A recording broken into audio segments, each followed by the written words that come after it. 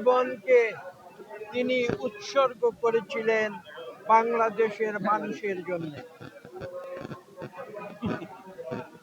তিনি গণতন্ত্রের জন্য তার জীবনকে উৎসর্গ করেছেন। আপনারা জানেন যে বাংলাদেশে বিভিন্ন রাজনৈতিক নেতৃত্ব যারা বিভিন্ন সময়ে নিজেদের ব্যক্তিগত অথবা দলগত সুযোগ সুবিধার জন্য তারা রাজনীতিতে বিভিন্ন সময়ে আপোষ করেছিলেন।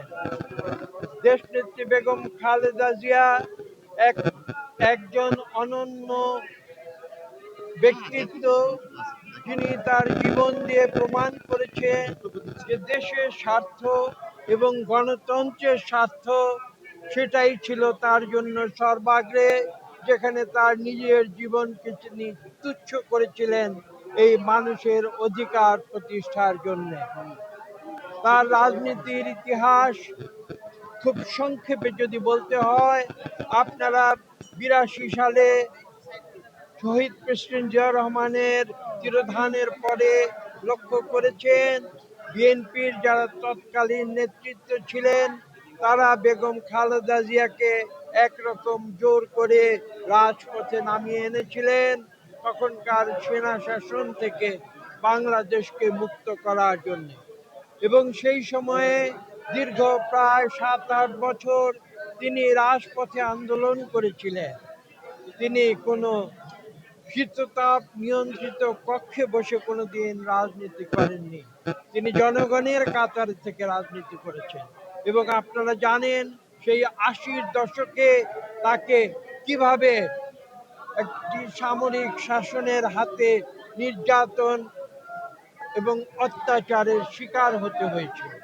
কিন্তু বেগম খালেদা জিয়া থেমে থাকেনি।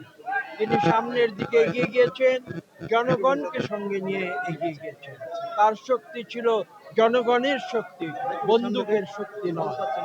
এবং পরবর্তীতে আপনারা দেখেছেন সেই সামরিক শাসনকে হটিয়ে দিয়ে জনগণকে সঙ্গে নিয়ে তিনি এদেশে পুনরায় বহুদলীয় গণতন্ত্র ফিরিয়ে এনেছিলেন, পার্লামেন্টারি গণতন্ত্র ফিরিয়ে এনেছিলেন। পরবর্তীতে আবার দেখেছেন 2009 সাল থেকে দীর্ঘ প্রায় 16 বছর তিনি সংগ্রাম করেছেন স্বৈরাচারী আওয়ামী লীগ সরকারের একদলীয় শাসনের বিরুদ্ধে। রাজপথে ছিলেন, সংগ্রাম করেছেন, জনগণের জন্য কথা বলেছেন, গণতন্ত্রের জন্য তার জীবনকে উৎসর্গ করেছেন, কোনোদিন থেমে থাকেননি।